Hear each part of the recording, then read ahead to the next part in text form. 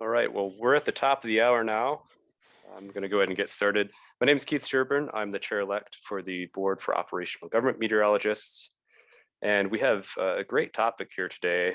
Christina Crowe from the NWS Leadership Academy and Lieutenant Commander Valarie Gardner, the NWS Behavioral Health and Wellness Officer, are going to be discussing critical incident stress in NWS.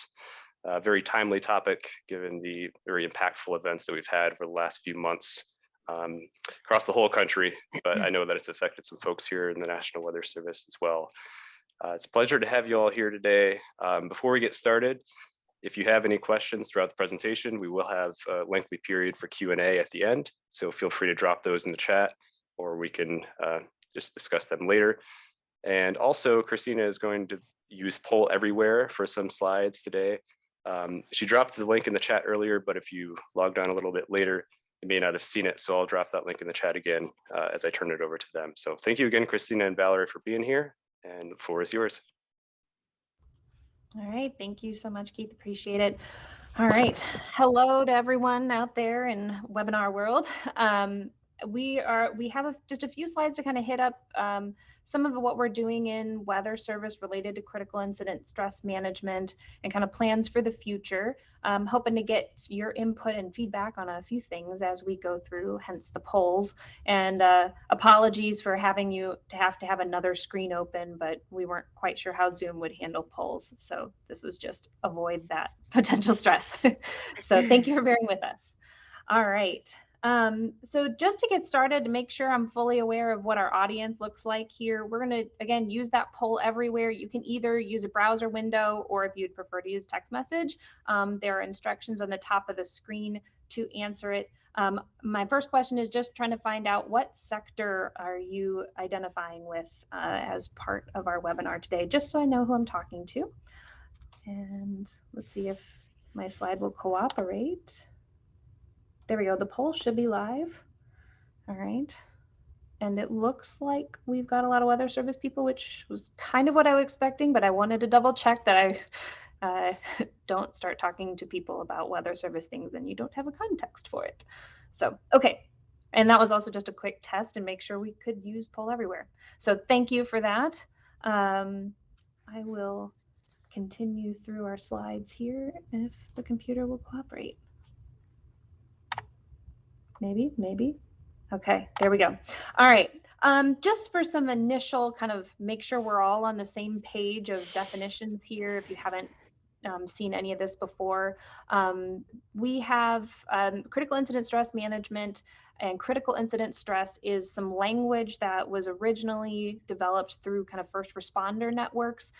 So this is kind of the language that we have, that we base our framing off of in terms of when you as a weather service employee are responding to an emergency event or a disaster, you're going to see and experience things that may strain your ability to function. You might have no problems, or you might have some really hard times dealing with some of the things we experience. The whole spectrum of it is normal, but it's something that maybe wasn't previously talked about or had an awareness about, that this is something that we could experience. You know, the military, it seems pretty common for people to understand they can be impacted. Everyone seems to understand a firefighter, a police officer, emergency services of those sorts would experience these things being out in the environment. But we're still realizing that more and more folks are impacted by this, folks in journalism, broadcasters, those kind of folks who go out and report on disasters, and of course our community. We're realizing because of the kind of level of investment we have in working these events, have an exposure that is different, and something that we just need to be aware of so we can help manage it. Just a little personal why I'm involved in this topic. I worked in the Huntsville forecast office in 2011. There was the bit of a tornado outbreak that happened in late April in Alabama and the Southeast. And when I was working that event, I was a pretty fresh forecaster, and doing those damage surveys was the first time I'd come across fatality sites. And I kind of had this dawning realization of nobody ever really prepared me to cope with this. And it wasn't just the damage survey bit of it. It was the amount of time leading up to an event where we're forecasting terrible things to happen, but can't stop them from happening. It's working the long hours of operations and just the stress of the long days that is, and kind of the awareness of everything that is going on. And then, in the aftermath, after all the damage surveys are over, the anniversaries, all the conversations around it that keep coming up over and over again, that we continue to have this very long duration exposure to some, especially bigger events, but it could be little small events, little, EF0 spin up, things of that sort. So, so there's a whole host of things that that can impact us. And it's, the more I started talking to people on my end, I started realizing, okay, it's not just me. People have been dealing with this for a long time, but just nobody was talking about it. And I think we're getting to a place where that is starting to change, thankfully. So just, again, this is anonymous response. Nobody will see who answered what, but I'm curious if have you experienced this kind of stress before, critical incident stress? And I'll leave a few moments as people respond.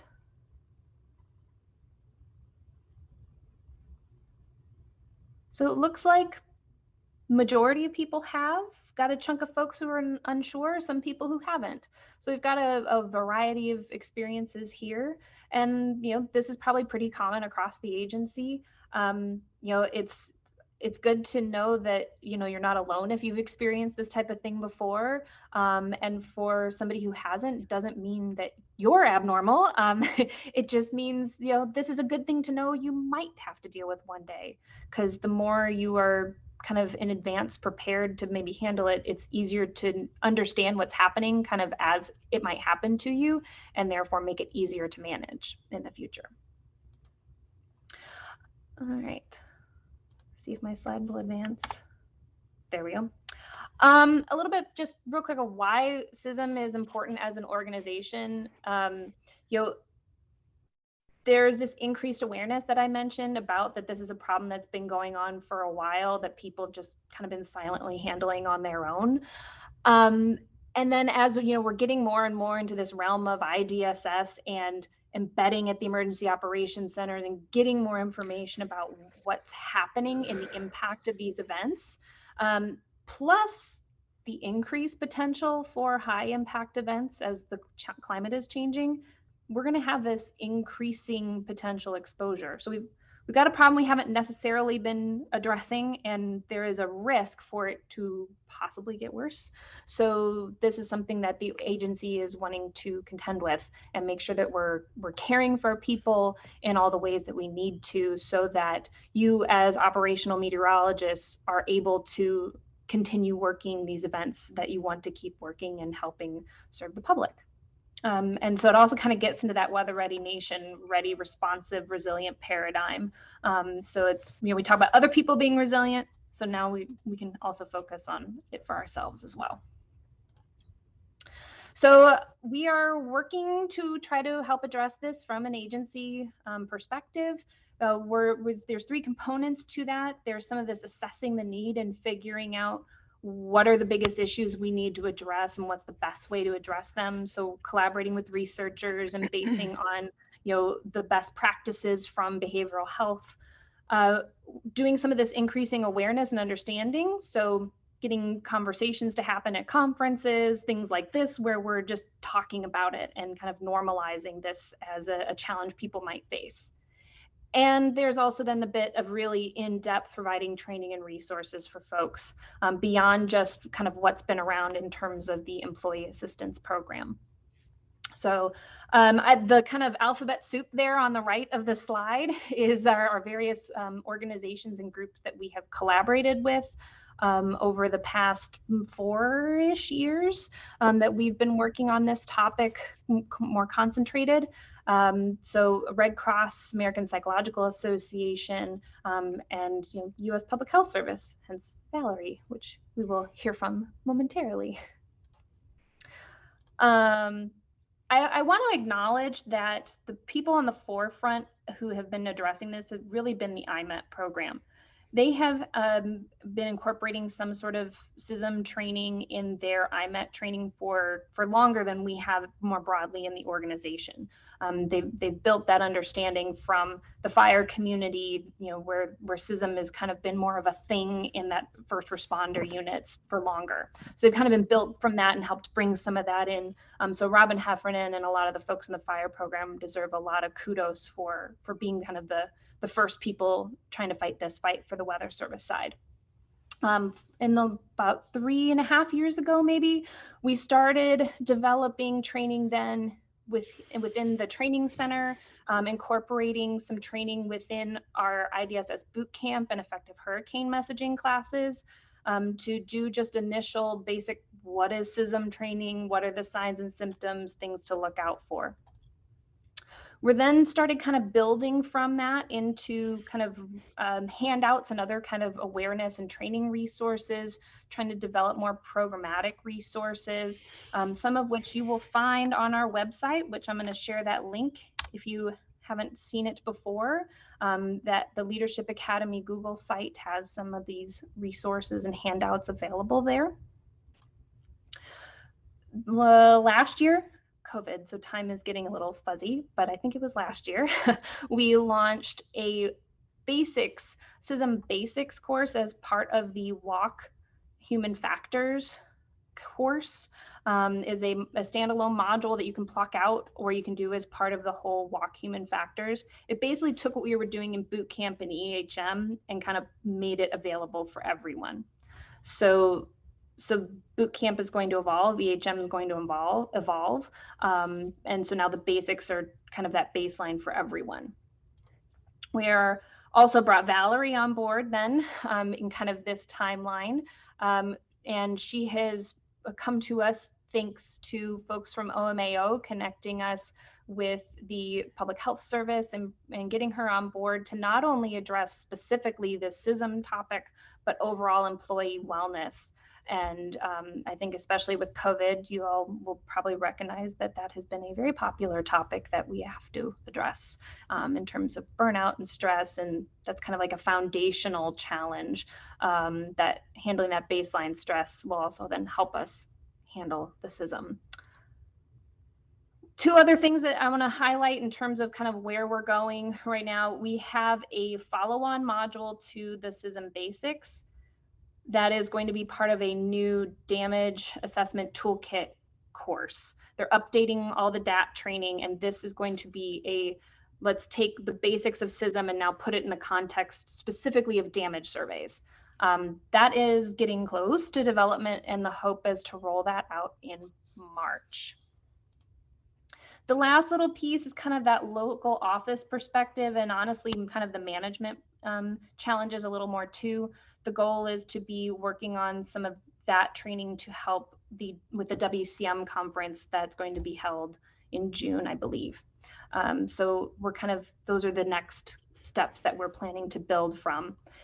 In addition to tweaking the boot camp and EHM content to be much more specifically focused on the deployment component of when you're out away from your local office. So kind of trying to do a progressive building, so where, if you have ASAs and ETs that want to go out on damage surveys, you can have them take some of these basic modules, and they'll also have some training and understanding of what they might experience when they go out to help out, just being extra hands and being exposed as they are, not just the meteorologists, to all of the challenges that we face.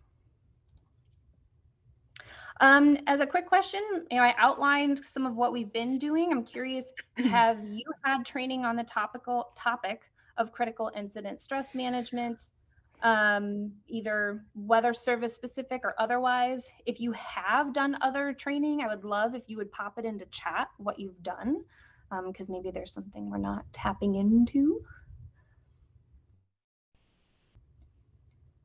I'm excited to see that some people have done some of the weather service training. I will be happy to take feedback as we get into Q&A on those.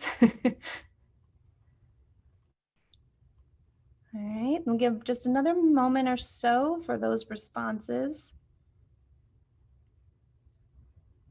Fire on the fives, awesome. Frank, thanks for flagging that one. There are links to a couple of the Fire on the Fives presentations on our Google site under the CISM training section, if anybody else is interested in those. All right. So I'm excited to see that some people are familiar with some of our stuff. If you have taken some of that training, some of the next two slides might be familiar with to you. These are just some of the basic signs of critical incident stress. Again, this type of stuff we go into more detail in that Walk Human Factors module that you are welcome to sign into the Commerce Learning Center and take at any time. And just recognizing that some of these are going to be physical things, some are going to be on the more emotional or behavioral side of the spectrum. So those are just a few things to be aware of. And Valarie, I don't know if you want to hit in on it all, these tools for practicing self-care for anybody who is interested in that, especially in the current atmosphere. Sure, Christina. I want to go back. I didn't know if anyone had any questions first, or are we saving all of the questions to the end? I didn't know if they had questions about your previous slide. I haven't seen any questions come in yet. People are Okay. feel free to pop them in, or I don't know if Keith's wanting to have folks raise their hand and come off mute. But I haven't seen any questions come in. If you want to go ahead and just hit this. And so we're sharing this slide because, four basic components for self-care falls under these categories: mental, physical, social, spiritual. And, it says resilience provides balance to life. And Christina know that I'm a big component of self-care, self-awareness. However, I think sometimes we overutilize that word resiliency or resilience. And I like to, before highlighting these, let you know, especially most of you said that you were from weather service. Whatever job you do, I know that it's very demanding and a lot is expected from you. And so if you're a meteorologist, or if you're on the opposite side, administrative technical side of the house, is still demanding and requires a lot from you. And so I like to first highlight, I'm going to start from the bottom and work up, to be resilient through critical incidents or through traumatic experiences or whatever the demands you're facing right now. You have to have a good foundation, a resource or support system to pull from to foster resiliency. And so, not only after events, it's important that you're mindful of these four components. So, from a mental perspective, how we protect our mind, the things that we, wake up and foster on a daily or nurture on a daily basis. So, positive thinking, it's not being happy all the time. It's not like a Pollyanna concept, but it is taking time to, to at least acknowledge things that we're grateful for. So gratitude, taking time to give our mind a rest. So, I know we'll get over when we look at physical, sleep comes under, usually falls under physical, but it's a big component of mental stability and health. So resting our brain, having insight and awareness before an event and through the event. What are triggers? What are our biggest stressors? Having awareness that, hey, I'm starting not to feel like my typical, I hate using the word normal, because what you are experience is abnormal through significant or traumatic or weather related events. So being aware of when you're not functioning the way you at your optimal level or your preferred emotional state, and flexibility. We have to be mindful that there's little that we control. So we have to have a flexible mind. And when I say flexible, I want you to also think about patience when we think about flexibility. You have to be patient with yourself, and then that allows us to be patient with others. If you're have unrealistic expectations for yourself, you're going to have unrealistic expectations for others as well. And of course, that's a quick way to also burn yourself out, or also suffer on in a long term, in a greater, longer perspective. I'm trying to get my words out. Slow down a little bit. So keep in mind flexible awareness, and then how are you focusing your energy on the things that you can control, the things that you're grateful for, things that you're thankful for, or negativity. When you're experiencing critical incidents, they're not good. We don't have always good outcomes. And so if you compound that with the opposite of the things that I just mentioned, it can make things worse for you. And physical. So I saw a little meme, and I guess I should have gave it to Christina, but I'm just thinking about it. To have physical energy, you have to expel physical energy. And I saw a little cartoon that said, that sounds like a pyramid to me, but it's the truth. Exercising gives us more energy. You'll hear me talk about, I get excited about dopamine. That's that neurotransmitter that helps with motivation and excitement. So we have to spend it. We have to move to get more of it. Taking care of yourself, nutrition. It's hard when you're on, especially if you're a meteorologist or you have a lot of tasks. Sometimes we forget about eating good quality food. Well, if we don't take in good nutrition, we don't have energy for exercise, and we burn out quicker. We don't have the mental fortitude to get through the whatever is being demanded at of us, at that moment. So make sure you think about staying active. Make sure you think about good nutrition, and you see recovery and strength. Well, if we don't rest, we can't recover. We have nothing. The old adage, put your oxygen mask on first. Well, where do we get oxygen? We get oxygen from not only exercising, breathing, but also resting well, giving our brains an opportunity, our bodies an opportunity to recover. Staying connected. You'll hear me talk about values and social support. It's important that you stay connected to a good source of support and encouragement. Your peers, keep a check on how each other are doing. We often spend more time with our colleagues during the day than with family members. Not so much over the last few years because of COVID, but especially during critical incidents, we tend to be out with community or peers more so than family. But you have to stay connected to a good source of encouragement and support. Staying connected to values helps with that mental agility or flexibility that I talked about. It helps us to stay grounded to reality and to, realistic expectations of ourselves. There's so much Christina talked about, you forecast, you do your best, but being able to recognize your ability to control. We can't control how people respond to the messages that we disseminate or the instructions that we give. We can't control weather or the impact of weather. And so staying connected to a good, strong source of support and values keep us grounded, keep us balanced, hopefully in our thinking. And it helps us recognize, I talked about positive thinking. It again helps us reflect on a perspective, what's really important, versus spending or wasting time on things, like I said, you have no control over, and or keeps you struggling from an emotional place.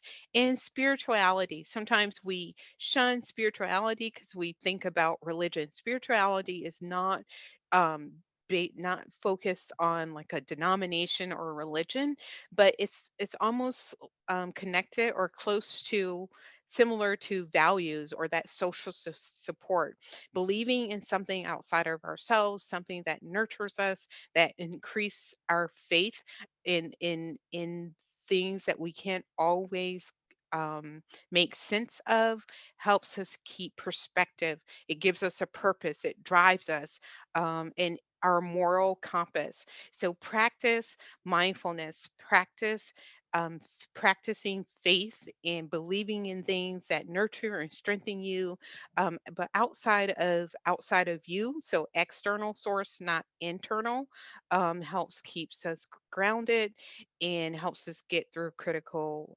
events. Any other questions about that or comments while I was talking?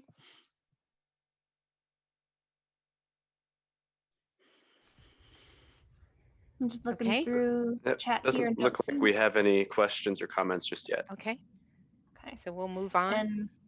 And I'm going to see, I think I saw Denise Belucas was on earlier. If she's still on and would be able to pop in the chat a link to Mindful Noah.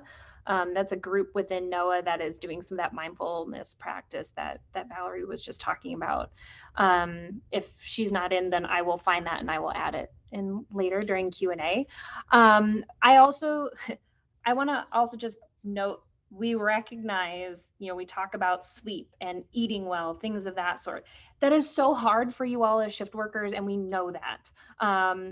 Try to do what you can within your control to recognize when, okay, I'm not going to be able to sleep well. Okay, how else can I try to help manage my stress levels if that is out of my control? Maybe bringing the donuts to operations, ordering the pizzas into operations isn't as good as like bringing some fresh fruit into operations when there's severe weather going on. I know that's crazy talk. I lived on donuts during operations. It wasn't necessarily the best thing. So it's like a do as I say, not as I do. But do what you can with what you've got and try to see where you can do some of these self-care things is, I think, part of where we're going.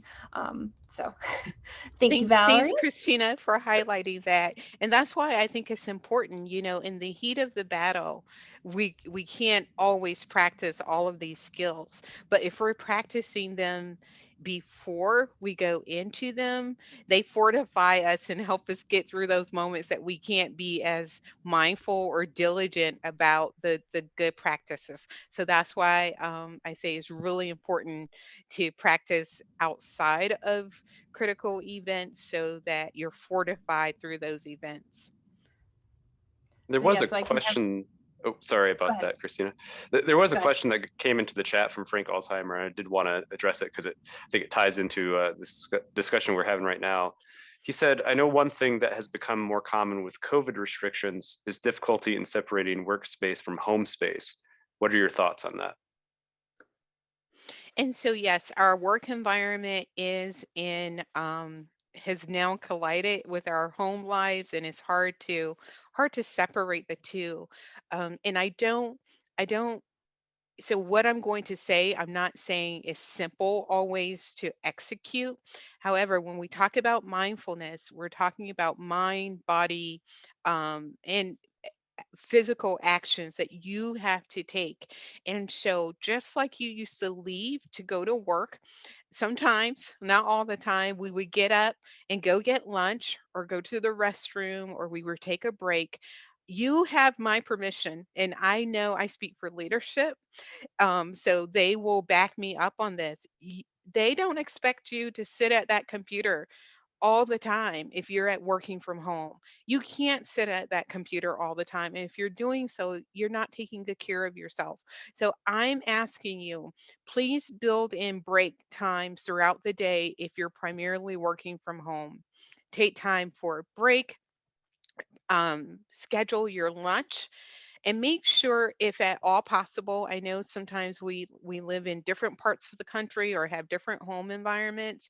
Make sure, if at all possible, that your work is separated from where you might do most of your living activities. So if the kitchen is the central point for you, or if you have a family room, don't make sure the computer or your work space is separate from where, or your bedroom if at all possible, that you don't have access when you're trying to relax and enjoy life. And so I know research shows that it's been difficult to detach, and we're working longer hours because of the accessibility.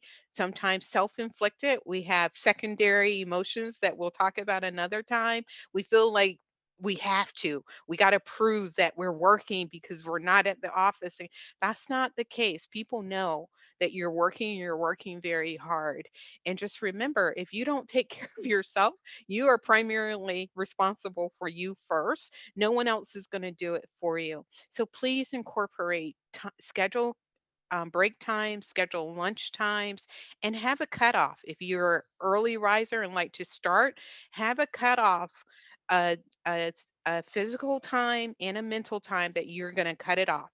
And you're going to walk away and you're not going to pick it up until the next day. If it's a true emergency, I promise you your phone is going to ring. More than likely, it's not going to be an email if it needs a immediate response. So keep that in mind. Take time out to take care of yourself, or you won't have anything to give in the future. I hope that answered the question. Very good. And we do have another question that came in. This is from Nicole. And this kind of touches on a topic that I had kind of jotted down too. So Nicole says, hello, I'm an NWS hydrologist.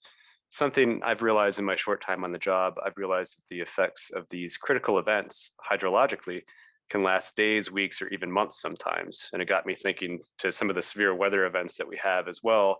You can have repeated episodes over a course of weeks or even up to a month.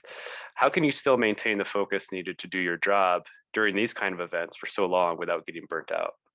Yeah, that's a tough one. If you and I might have to come back. We've talked about me coming back and doing some other presentations, but some of you might have heard me talk about our neurological response to traumatic experience or high peak stressful events like a weather event. And so we have a neurological system that kicks in. Most people label it fight, flight, freeze, but our sympathetic nervous system gets activated.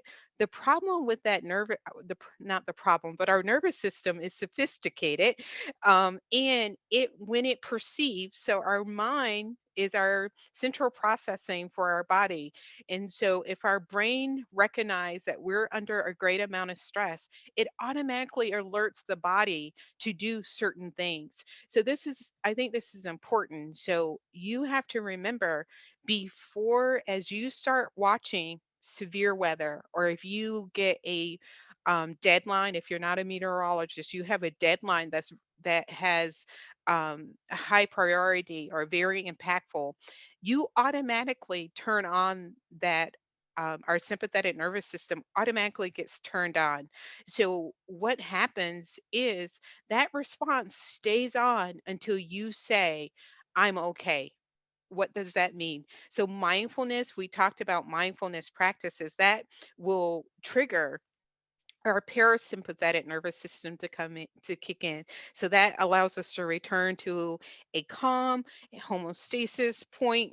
But however, you have to do certain things for that to kick in.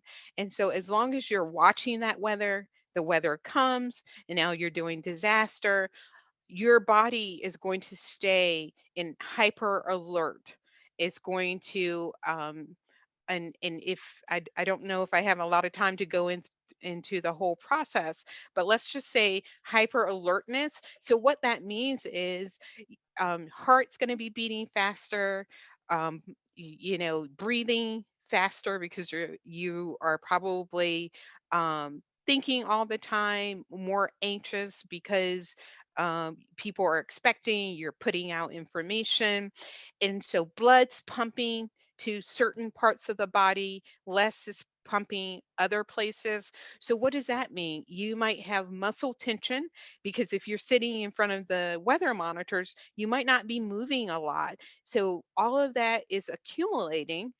It's accumulating and not really being a spell. What the body thinks when the fight flight process kicks in, it thinks you need that blood in your larger extremities to move. You need more brain capacity. So you might start having aches and pains, and other medical conditions can start developing if you stay in that mode for a long period of time.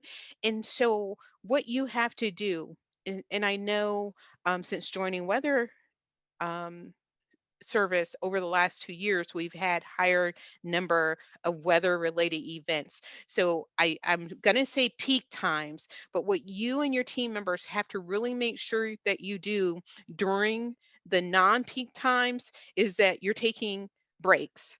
And during peak times, you allow each other to tap out. And I know that might be hard if you're short staffed. I'm now getting out in the field. So I hear someone might have left on vacation not knowing that they were going to have these tornadoes right before Christmas time, or someone just gave birth to a child. Those things are not planned around weather events. And so you might be down a few key players, so it might be harder during the event.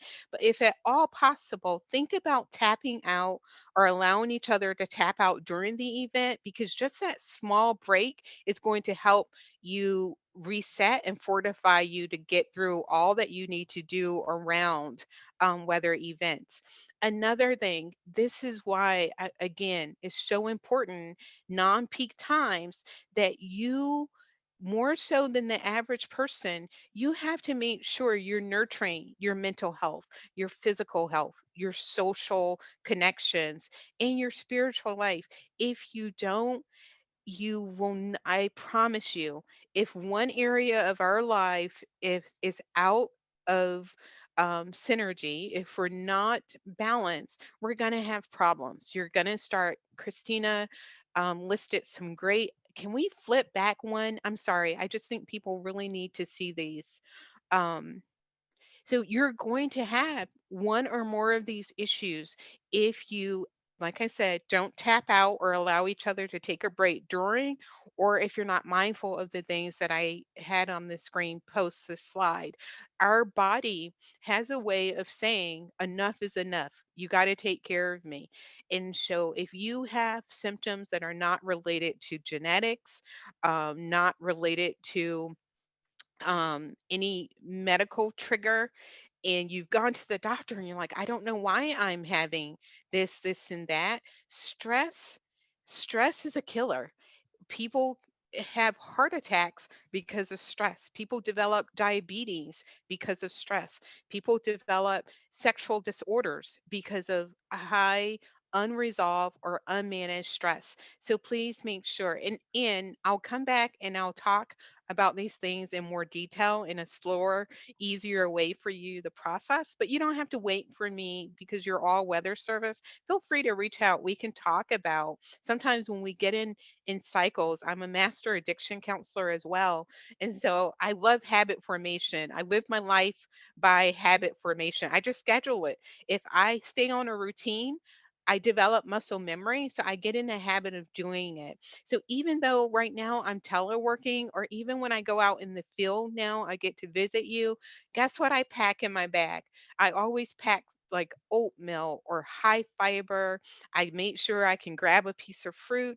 I grab a salad when I'm out, high quality protein. Because what? If I don't take care of myself, I can't take care of you. I put rubber bands, the exercise bands in my bag. If I don't want to go to the gym, I can hop around the hotel room. There's simple ways that you can incorporate small practices and yield great benefit. And I get excited talking about it. So I really want to help you kind of develop some skills to do that as well. I'd also like to quick chime in, Valerie, from my experience and a Hmm. lot of conversations I've had with others. One thing that none of us are good about when we are operational meteorologists is turning off what's going on with the weather when we're not on shift. I get situational awareness, but the more that you can stop doom scrolling social media and Twitter and stop obsessing over what the models are saying when you are not at the office, and give yourself that mental break, that mental space between what's happening in the office and your personal life, the easier it's going to be to pick that up when you get back to the office. We've never been good about that. Some people are better than others, but that is a common challenge. So I challenge you to, especially with long duration things, to give yourself a break from weather, even though you love it when you're not at the office. Exactly. And I can't make you do that. No one can do that other than you. And so you sometimes I hear the word I can't, or but I've d- no, put your butt behind you and do something different. Like I said, for it to make a difference, for you to do something different, you got to practice, right? Definition of insanity. So make up in your mind, I'm going to go rest. I'm not going to. And then, people will ask, well, what about emails? What about, again, set a time. I'm only going to check for this amount of time and then I'm going to walk away. If you're going to have more anxiety not checking, if you're not going to rest, check, but then walk away.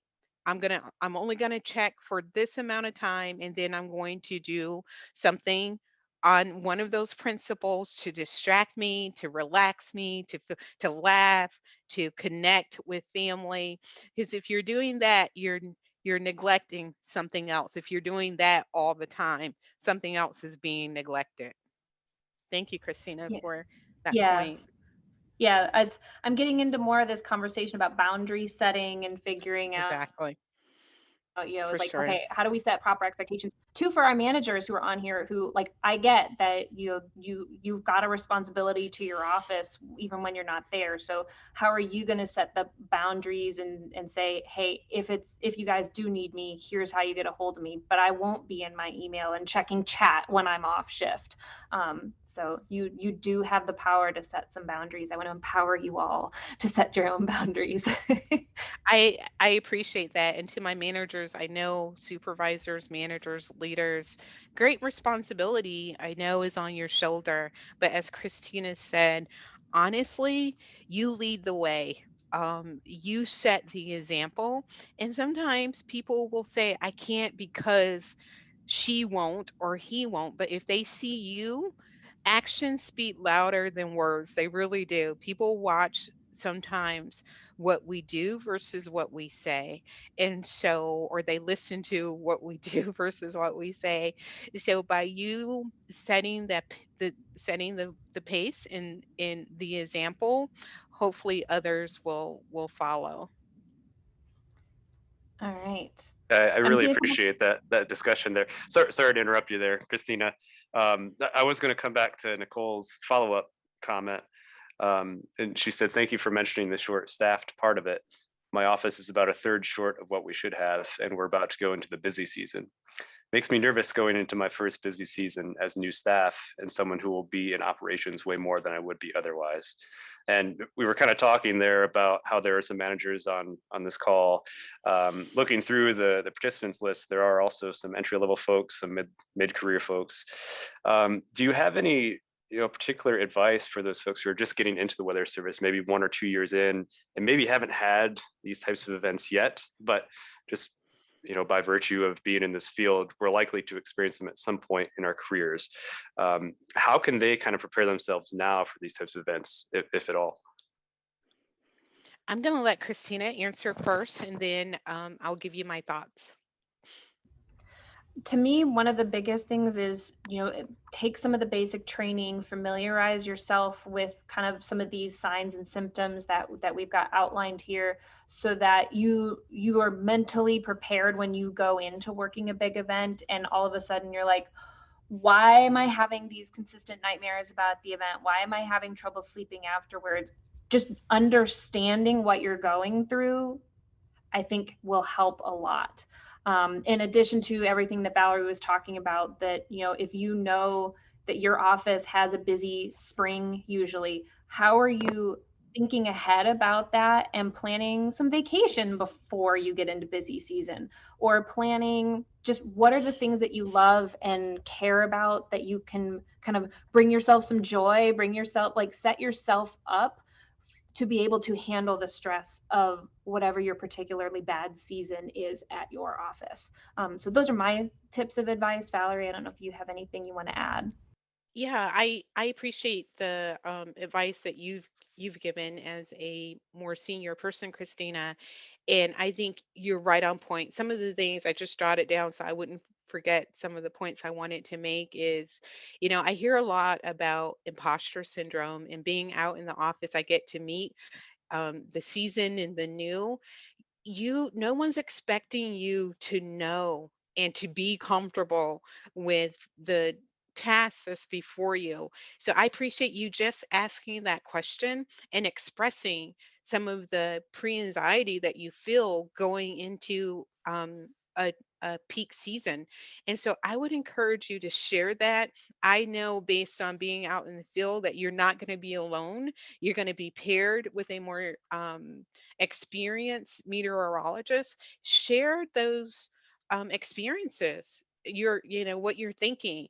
And just like Christina just offered, training opportunities and some thoughts on that, they might give you their perspective and how they overcame your same anxiety when they started. So make sure, sometimes, and that's why I'm again grateful that you spoke out, because sometimes we have other people we might be feeling the same and we're afraid to share that I'm feeling that way. And that's one thing, that's really the foundation of critical incident, to let you know that you're not alone. Those emotions that you're experiencing are normal, because even though you might think you're having those because possibly it's your first time or you're very new, a seasoned person could feel some of the same anxiety because they know, their power of control. And so make sure you share that and stay aware of that. And like Christina said, do all that you can do outside to take care of yourself. It's okay to say no. It's okay to say I don't know. We don't have to have all the answers. We just need to know how to get the answer, or how to turn to someone who has the answer. So thank you for that. I hope that was helpful.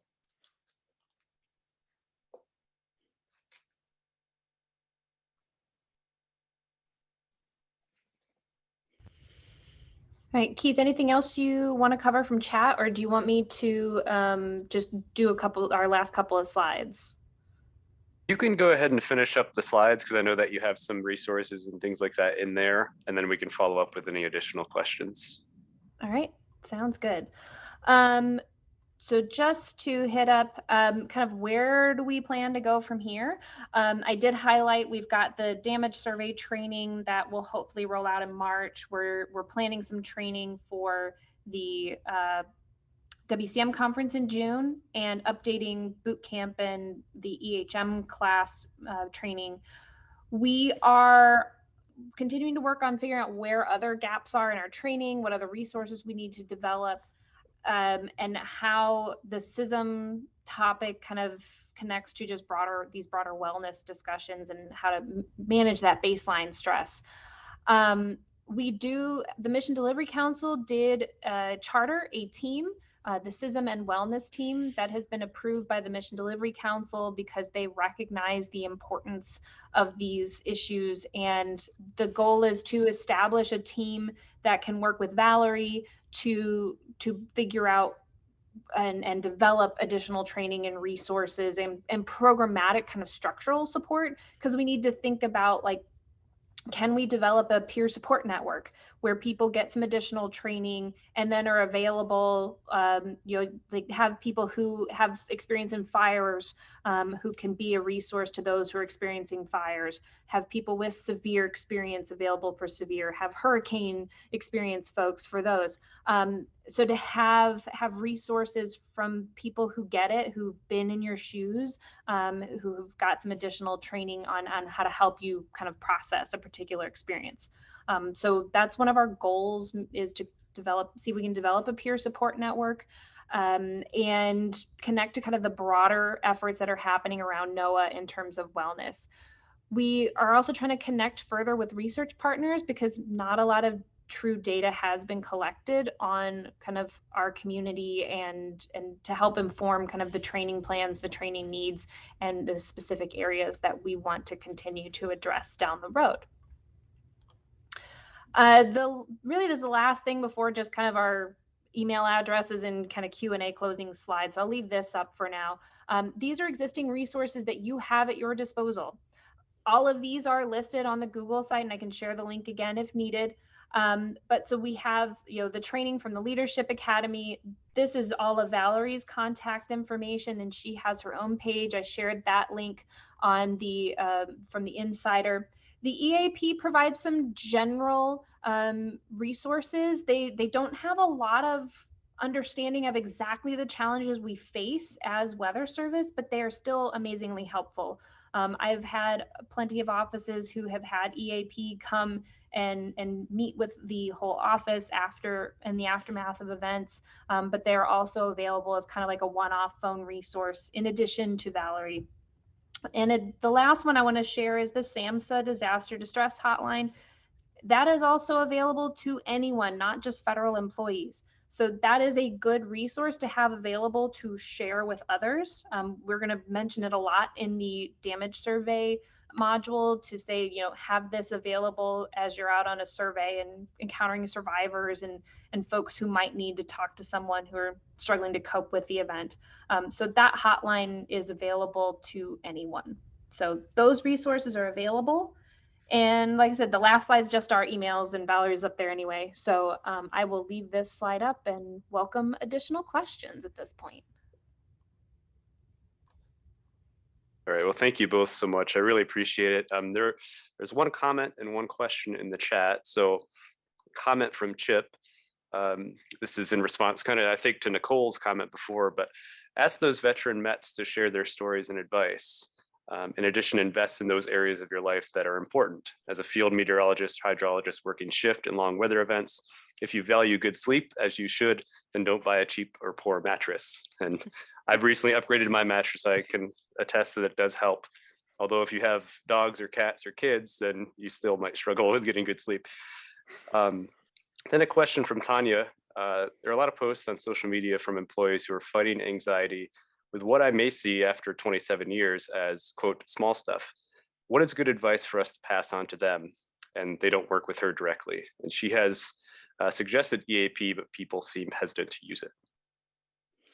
And so, anxiety is real, usually, or the source or trigger for it is a real stressor or issue for us.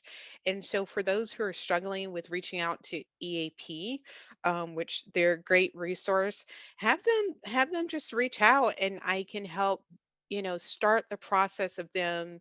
I don't know if they recognize that they're anxious or if they want to talk about it, but hopefully I can help just normalize what they're going through and give them some recommendations for clinical interventions. So a lot of times we think of behavioral health differently from any other aspect of our lives, but if our car malfunction, we're going to take it to a mechanic, or we take it to be just regular maintenance. We make sure we do regular maintenance on everything external sometimes in our lives. We have to do the same for our mental health as well. And so reaching out to me or another clinician, you shouldn't be something that you're afraid or embarrassed to do. You're doing that to take care of yourself. Like I said, a lot is demanded. What you do, sometimes I say, is unnatural. You do have a 24-hour mission. You're monitoring something that's not always predictable and very impactful. That's a big responsibility and a heavy load to carry. You need a neutral behavioral health, or a clinician like myself is a neutral place, a non-judgmental space for you to just share and unload and hopefully feel better.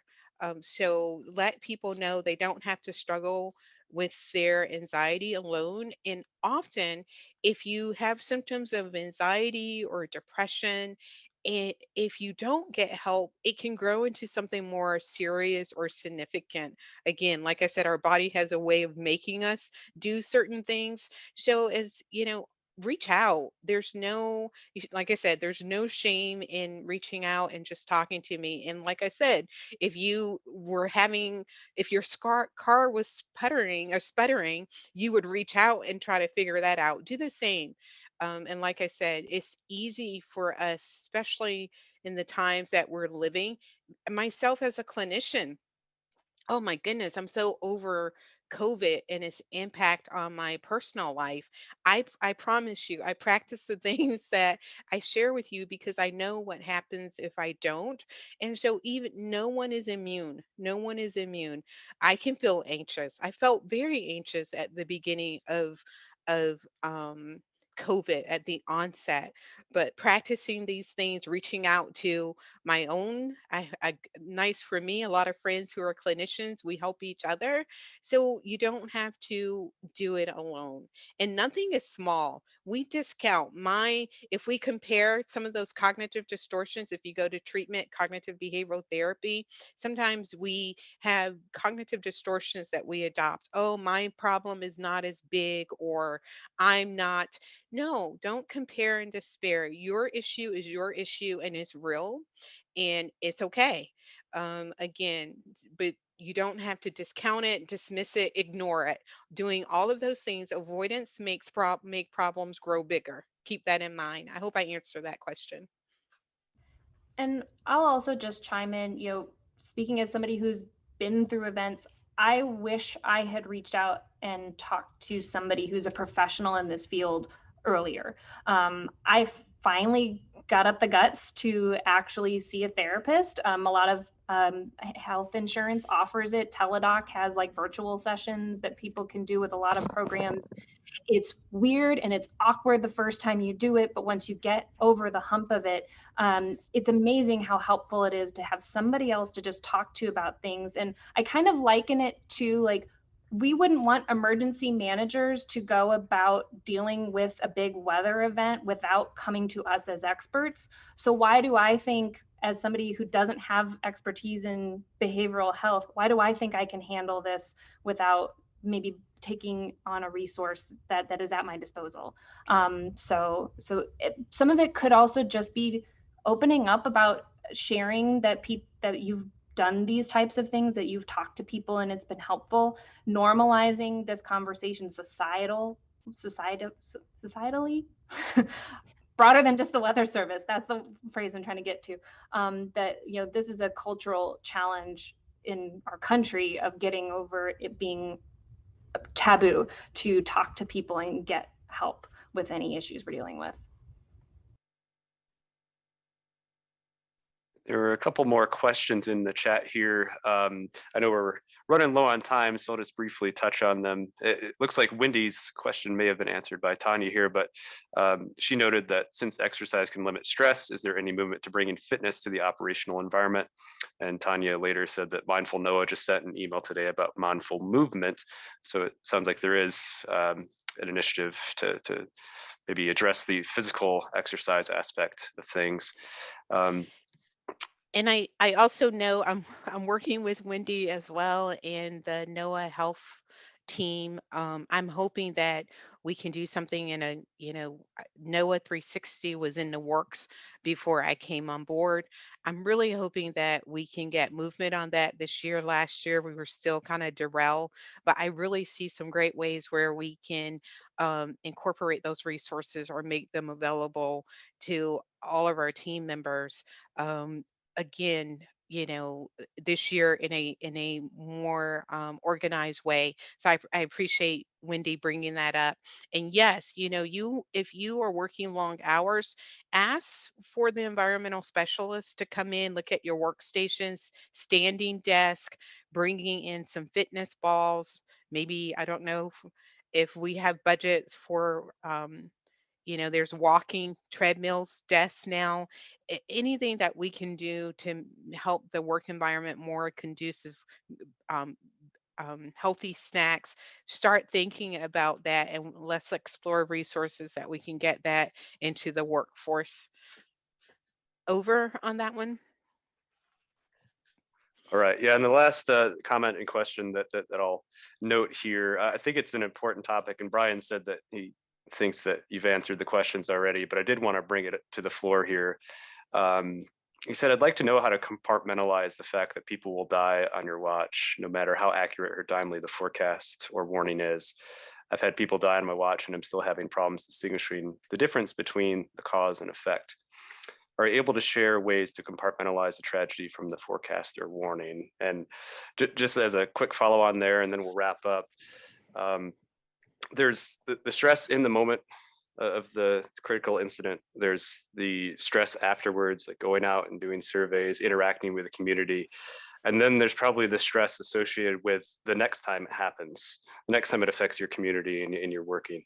So is there any difference in terms of our response to that, or how we may kind of, maintain our resilience or recover in those situations? And so I think, to answer Brian's question and yours, in a couple of thoughts, I think one, I talked about showing yourself some grace and mental flexibility. You're human beings and you have a beating heart. And so oftentimes if we're connected, and most of you are connected to the community that you're forecasting for, if you're not if you're not closely connected, you might be new to the community. You have a mother, brother, sister, child, animal.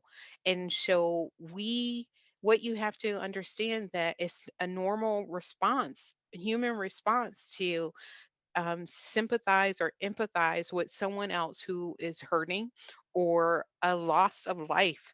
A child losing its life is so final, and we grieve because we know that child will not have a tomorrow. That's painful. A young life, not discounting an older life, but we tend to reconcile. They've had more, they've been able to experience more than a child. So their experiences that are going to move and touch us more so than other experiences. And the worst thing you can do is run from that. It's okay to acknowledge it. It's okay to sit with it for a little bit. It's like if you try to avoid it in unhealthy behaviors, that's when it becomes a problem. And then, we might just need to have another session about some of those cognitive distortions that become habitual as well, based on personality, how we're raised, our thought process, our values. And so, again, really recognizing our power of control. And so we will say, not on our watch. And believe me, I've been there as a behavioral health provider. I'm not going to have anyone commit suicide on my watch. And I can tell you, I've had and had to work through that. And I just shared with the Louisville office, not just this past week, I had one particular soldier. They didn't declare his death a suicide, but it was suspicious how he died. I had the hardest time. I grieved, like really seriously grieved. I had to take time off work because I had just seen him a day before. So he had just been in my office. Life was going well. He was going to separate, go and be with his 2-year old. And that was so hurtful to me. But I have no control over actions. You have no control over weather or its impact. And those are the message. When we have messages that I could have or I should have, those are some of those cognitive distortions: coulda, shoulda, woulda. Recognize, do you have the power? Really? Do you realistically have the power to change that outcome? No. And so we have to entertain opposite thoughts when we're stuck on ones that keep us spiraling sometimes in an unhealthy direction. And so when we talk about compartmentalizing, only compartmentalize after you have resolved your power of control, that you're a human being and you have a heart and it's okay to connect. It's okay to feel hurt, love. You're going to feel all of those things. And then that you've done what was in your power to do. And this is the realistic outcome. Sometimes lives are lost, property is lost, and it's just painful. We don't have to run from it. We just have to feel it for a little bit. And how do we then go and do something that we connect, we laugh, we eat, we move? Those are the things that keep us moving forward and keep you good at doing what you do well. So I hope that answered his question.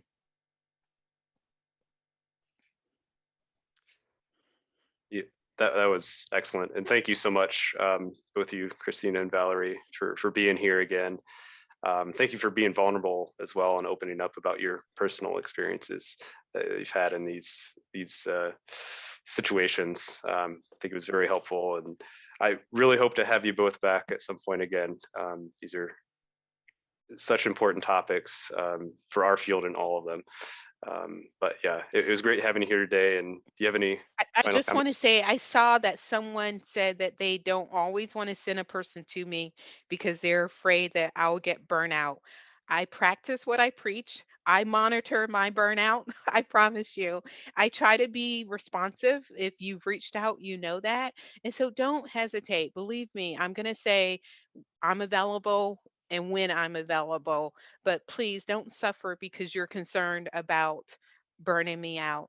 John's been great, by the way. And most of you don't know, I report directly to the COO. And so when I say, John, I need vacation, he says, go for it. So don't worry about me. I promise. Good Thank you. deal. Sorry. Oh, not a problem, not a problem. Christina, any last comments before we wrap up? I guess the only thing I would just mention, we are trying to determine who we're going to have serve on the CISM and Wellness team. If you have an interest, send me an email. I don't know how exactly we're going to determine our final makeup, but if you have an interest in serving on that team, shoot me an email and be happy to chat more. And thank you, Keith, for having us. Sure thing. Yep. On behalf of the board, I really appreciate it and look forward to chat with you all again sometime soon. So, and thanks everyone for coming as well and for the great questions and discussion we had in the chat. So, Thank you for having me. Thank you. all right. Well, you all have a good rest of your day. Take care. You too.